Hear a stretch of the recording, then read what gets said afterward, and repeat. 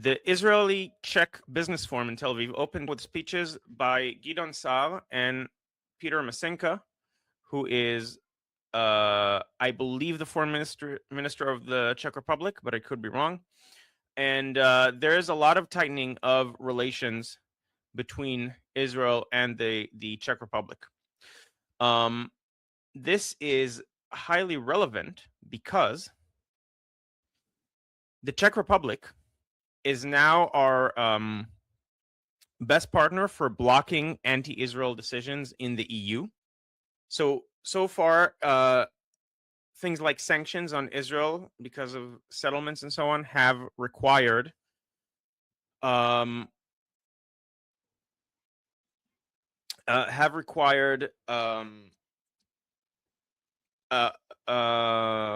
consensus for like these kinds of decisions required a consensus, and so it means that if we have one country that consistently votes against it, then the sanctions are not going to apply. And now the Czech Republic, after we lost, we used to have Hungary as the country that provided this, but now the Czech Republic is our partner, or the partner that is relevant to us now that Orban has lost his elections in Hungary.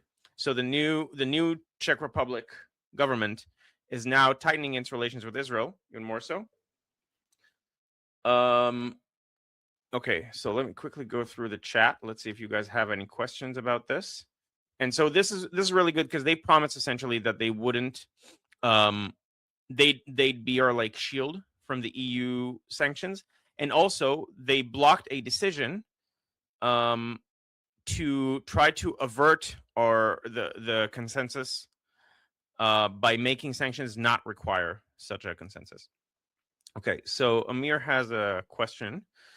So Amir is Israeli, and he is asking, since we signed the agreement with the Lebanese government, was there any movement from their side? So I don't know what you mean by movement here. They are moving into the areas that we are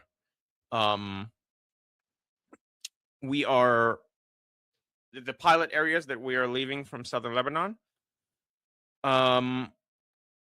There have been, nothing official, nothing bombastic. They haven't, I mean, other than the agreement itself, which was a huge deal, saying essentially Hezbollah has to disarm, Israel is allowed to stay. That is already in itself a huge deal.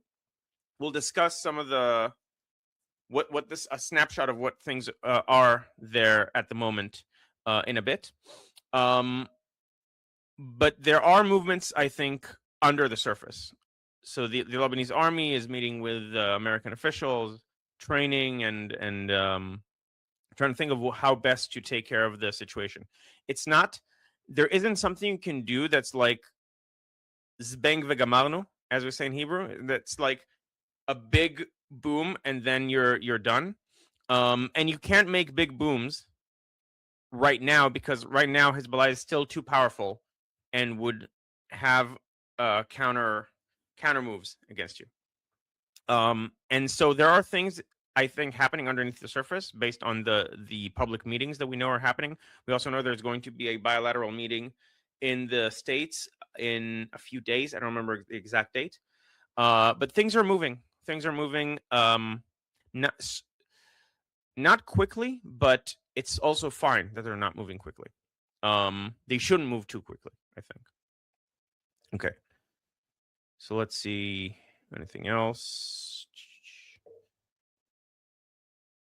It is good to see this between the Czech Republic and Israel. Yes, I agree.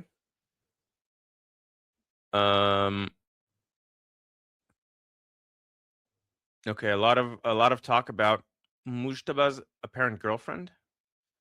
Is she also cardboard, or is it a mixed marriage? And is that allowed by the Durkheim religious laws?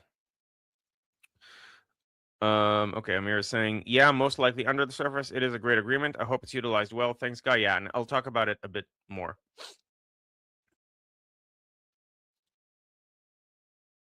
Okay, so here, this is interesting. A new Lebanese initiative signed by more than 400 people from across the country's sectarian political spectrum, including Shiite, is offering fresh hope to Hezbollah's opponents. So Joto, if you can expand on what that is, because I haven't heard about this. Now, 400 people is not a lot, to be fair. Like it could be like a change.org petition or something along those lines. In that sense, it's not really meaningful.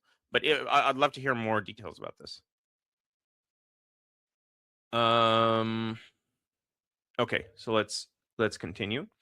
Other than the Czech Republic, our Ministry of Defense has posted this, where Israel is advancing the Israel-India technological partnership, which again, India is becoming a huge partner for Israel. A very, very strong partnership is forming, strategic alliance, as Modi called it.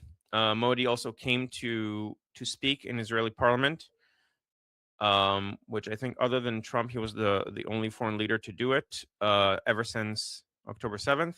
And I think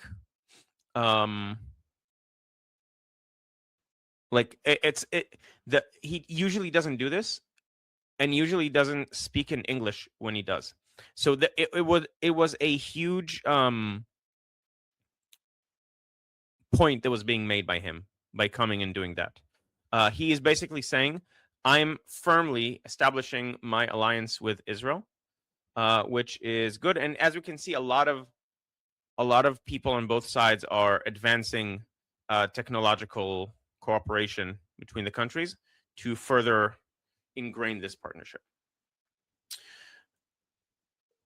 Oh, by the way, even though I'm not Armin, I still hold the capability. He taught me the secret arts of reading super chats. As you can see with the ticker at the bottom, I will read all super chats. So feel free to send super chats and I will read them, even though I'm not Armin. Okay. Next, we have so we mentioned some of the lies that are being advanced, like this one. An innocent Palestinian nurse was killed by Israel. This was something that consistently throughout the war, and is still going on, has been advanced. Like Israel is shooting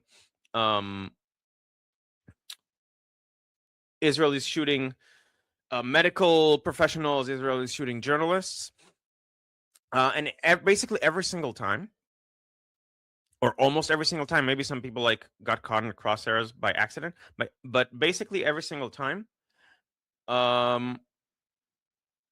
they turn out to be terrorists, part of the Islamic Jihad or part of Hamas.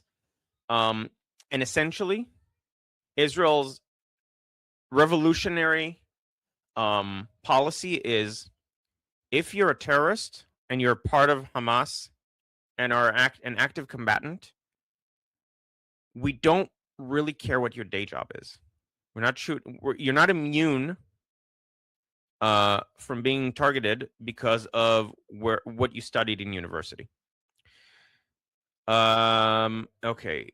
Kat is saying, hi, like the stream. Yes, everyone, please like the stream. And also comment and share it. Helps the algorithm. Okay. So there's this one now. By the way, this is a channel you can follow for stuff, but it's an iffy channel. It's not very reliable. Sometimes it posts misinformation, presumably by accident. But for example, this one was originally posted by Eisenberg, and Eisenberg is complaining, please either retweet or note attribution. And I agree. Eisenberg, so the next one is going to be Eisenberg. Eisenberg is a fantastic channel on X for debunking misinformation about Israel. So if you're looking for channels to follow, I highly, highly, highly recommend following Eisenberg. He posts a lot of these, and as you can see, he also has. Let's see if this is. Yeah, so he has chains of every single time that someone is said, oh, they shot a doctor, they killed a doctor, and then, oh, by the way, he's a terrorist. He posts.